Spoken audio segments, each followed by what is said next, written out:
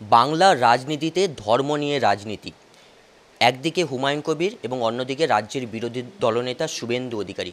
এই নিয়ে আজকে আমরা কথা বলবো। আমাদের সঙ্গে রয়েছেন প্রবীণ রাজনৈতিকবিদ সমীর পুততুন্ডু।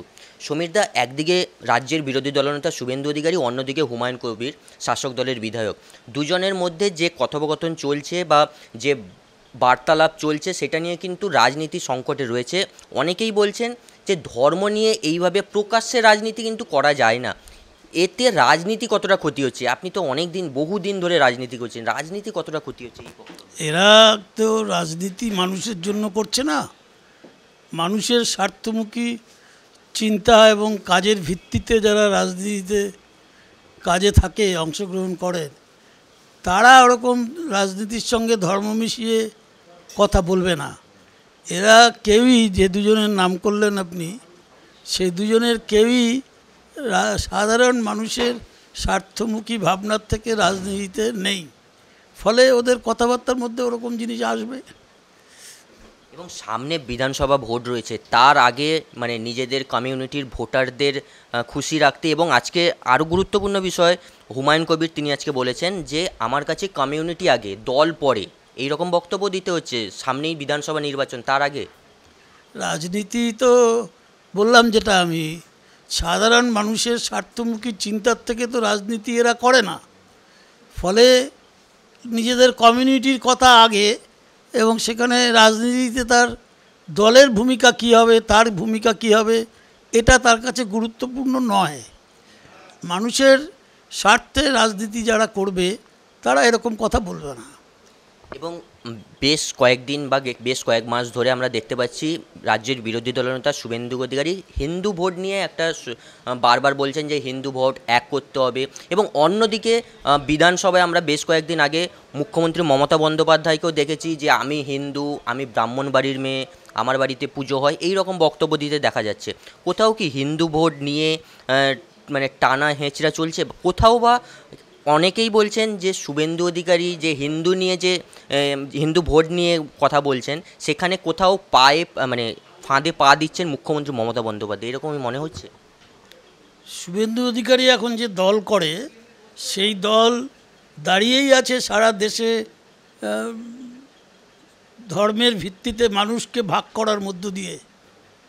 এবার তার বিপরীতে যারা কাজ করছে, যেমন পশ্চিমবাংলায় তৃণমূল কংগ্রেস সহ আরও দল আছে, তাদের যদি মনে হয় যে ধর্মের ভিত্তিতে কথা না বললে কোনো একটা অংশের মানুষের থেকে বিচ্ছিন্ন হয়ে যাব, তারা যদি সাধারণ মানুষের স্বার্থে যে কাজে থাকার কথা তাদের, সেই কাজের ভিত্তিতে যদি ভরসা না থাকে যে মানুষকে সঙ্গে পাবেন কিংবা পাবেন না, তাহলে তখন তারাও ধর্মের ভিত্তিতে মানুষের স্বার্থের কথা ভুলে রাজনীতির কথা ধর্মের ভিত্তিতে বলার চেষ্টা করবেন। আমি মুখ্যমন্ত্রীর কথা শুনিনি, কিন্তু এসব আশঙ্কা সম্ভাবনা উড়িয়ে দেওয়া যায় না যে ধর্মের ভিত্তিতে মানুষকে ভাগ করার জন্য যখন দেশের প্রধান রাজনৈতিক দল, তার নেতা কথা বলছে, তখন মানুষের থেকে ধর্মের কারণে, ধর্মীয় আবেদন আবেগ, তার কারণে মানুষের থেকে বিচ্ছিন্ন হওয়ার যদি সম্ভাবনা থাকে, তাহলে তারাও হয়তো ধর্মের ভিত্তিতে কথা বলছে। সমীরদা, একদম শেষ প্রশ্ন করব, আপনি বহুদিন ধরে রাজনীতি করছেন, এই রকম ঘটনা মানে আগেও ঘটেছে? আগে এই রকম ঘটনা ধর্মের রাজনীতি? পশ্চিমবাংলায় এরকম ঘটনা অতীতে কখনো হয়নি।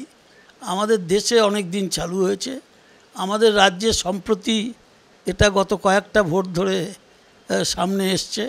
এখন এই নির্বাচনে যেহেতু বিজেপি গতবার তিনজন এমএলএ থেকে 77 এমএলএতে পৌঁছেছিল, যেটা সবার এক্সপেকটেশনের চিন্তার বাইরে ছিল, আজকে এবারে তারা চেষ্টা করবে মেজরিটি হতে পারে কি না, আরও সিট কী করে বাড়াতে পারে, এবং তৃণমূল কংগ্রেস চেষ্টা করবে ক্ষমতা কী করে ধরে রাখতে পারে।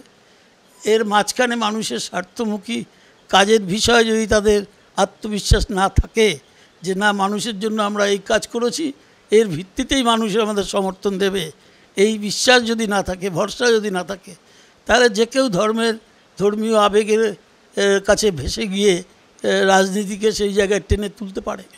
এই ধর্মের রাজনীতিতে মানে ভোটে, মানে যেটা আপনি বললেন যে 3 থেকে 77 হয়েছে, বিজেপি কি আদৌ লাভ তুলতে পারবে এই যে ধর্মের হিন্দু ভোট নিয়ে বারবার কথা বলতে হচ্ছে? আমার মনে হয় পশ্চিমবাংলায় পারবে না।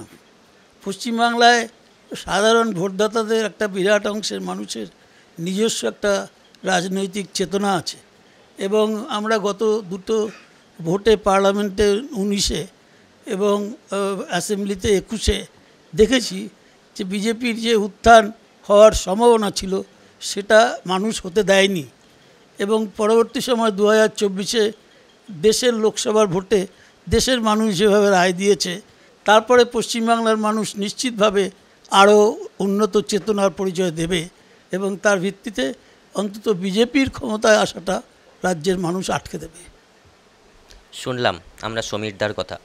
ক্যামেরায় গৌতমের সঙ্গে সুমন, চ্যানেল হিন্দুস্তান। বিভিন্ন বিষয়ে ভিডিও পেতে চ্যানেল হিন্দুস্তানের ইউটিউব চ্যানেল সাবস্ক্রাইব করুন www.youtube.com/channelhindustan।